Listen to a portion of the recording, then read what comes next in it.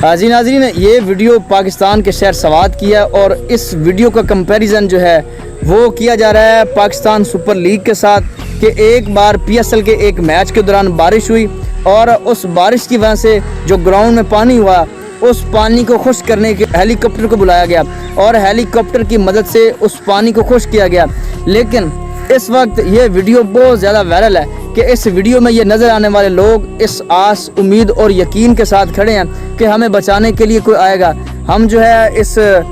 سیلاب میں متاثر ہو کے کھڑے ہیں،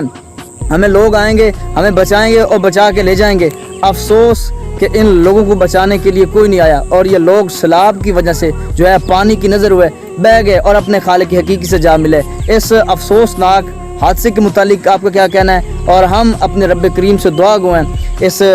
سیلاب کی وجہ سے جو لوگ اپنے خالق کی حقیقی سے جا ملے ہیں، اللہ کریم ان کی مغفرت فرمائے اور ان کے لواحقین کو صبر جمیل دے۔